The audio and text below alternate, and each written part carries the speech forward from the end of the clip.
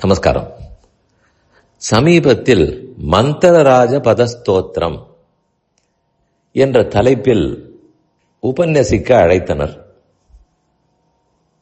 நன்றாக நடந்தது. அது என்ன ஸ்தோத்திரம்? மந்திர ராஜ பத ஸ்தோத்திரம். இத மந்திரான்னு சொல்லுவதை விட நரசிம்ம மந்திரான்னு சேர்த்துக் கொள்ளுங்கள். நரசிங்க பெருமான் பிரஹ்லாதனை ரட்சித்தார், உலகத்தையே ரட்சித்தார். ஒரு சிறுவன் அசுர குழந்தை கைகாட்டின இடத்தில் தோன்றினார்.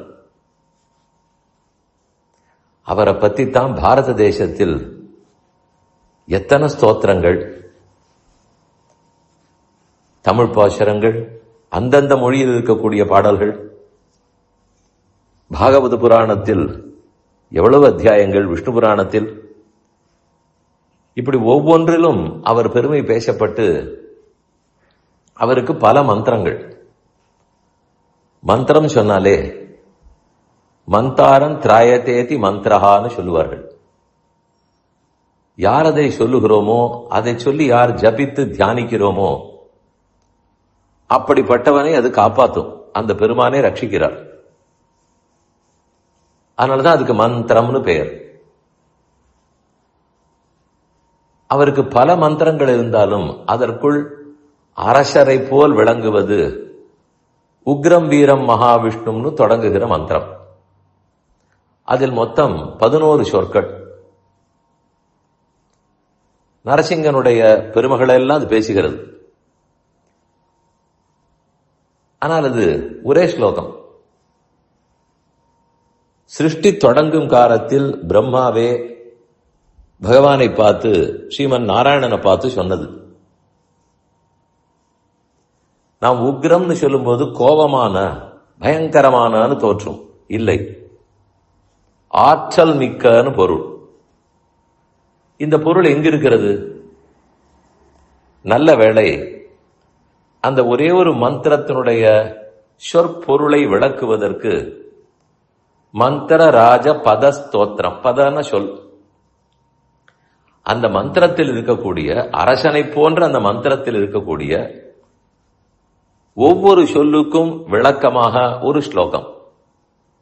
ஒரு சொல்லுக்கு ஒரு ஸ்லோகம். 11 சொற்களுக்கு 11 ஸ்லோகங்கள்.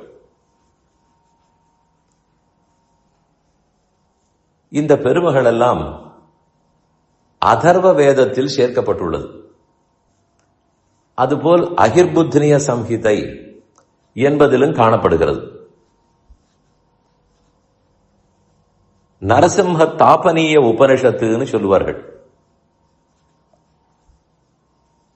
நரசிங்க பெருமானை குறித்து தவம் புரிந்தே இது பெறப்பட்டது, சொல்லப்பட்டது. அதனால நிருசிம்ம தாபனீய உபனிஷத்து.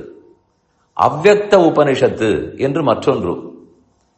இதிலெல்லாம் தான் இந்த ஸ்தோத்திரத்தினுடைய மகாத்மியம் பேசப்பட்டுள்ளது. இந்த ஸ்தோத்திரமே சொல்லப்பட்டுள்ளது. ஒவ்வொரு சொல்லுக்கும் பொருள். உக்ரம்னா என்ன? வீரன், விகாரமே இல்லாதவர், அனைவரையும் ஜெயிக்கக்கூடியவர். மகாவிஷ்ணு, எங்கும் நீக்கமர நிறைந்திருப்பவர். ஜலந்தம், என்ன ஒளிமயமாக இருப்பவர். சர்வதோமுகம், எங்கும் பார்வை இருப்பவர், அனைத்தையும் அறிபவர்.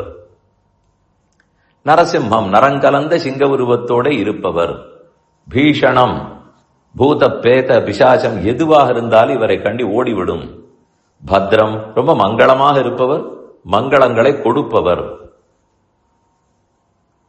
இப்படி அவருடைய பெருமகள் எல்லாம் பேசப்படுகிறது.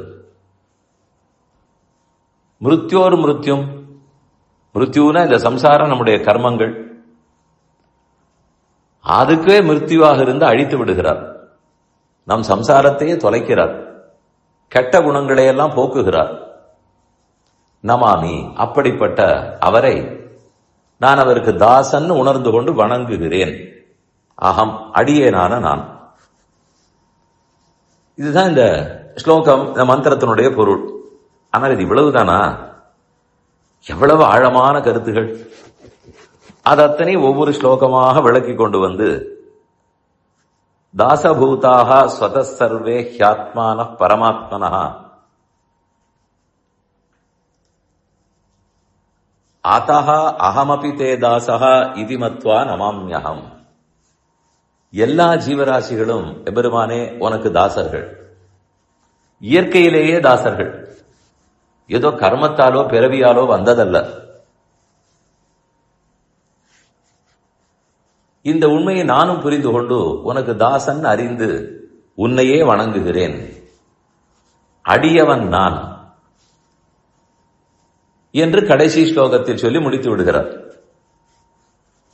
இப்படி ஆதரத்தோட பரமசிவனார் இந்த மந்திரராஜபத ஸ்தோத்திரத்தை பாடியருளினார். தொடக்கமே ஈஸ்வர உவாச்சன்னு இதுதான் இருக்கிறது.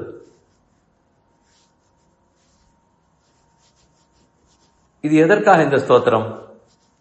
அந்த மந்திரத்தினுடைய மகாத்மியத்தை தெரிந்து கொண்டு ஒரு குருவை அணுகி அவரிடத்தில் ஒழுக்கத்தோடு உபதேசம் பெற்று அதை சொல்லி எல்லா பலன்களையும் நன்மைகளையும் அடைய வேண்டும். அந்த ஆவலை, ஆசையை, ஆர்வத்தை தூண்டுவதற்குத்தான் இந்த ஸ்தோத்திரமே. இதை சற்று விளக்கமாக சொல்லக்கூடிய பேறு கிடைத்தது. உங்களுக்கும் அதன் பலன் கிடைக்கட்டும்னு பிரார்த்திக்கிறேன்.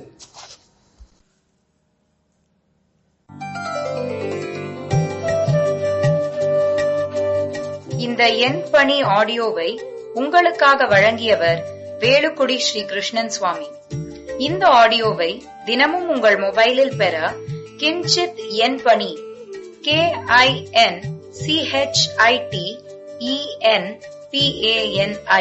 என்ற ஆப்பை கூகுள் பிளே ஸ்டோரிலோ அல்லது ஆப்பிள் ஐஸ்டோரிலோ டவுன்லோட் செய்து கொள்ளவும். தினம்தோறும் இது போன்ற உபன்யாசங்களை கேட்டு மகிழவும்.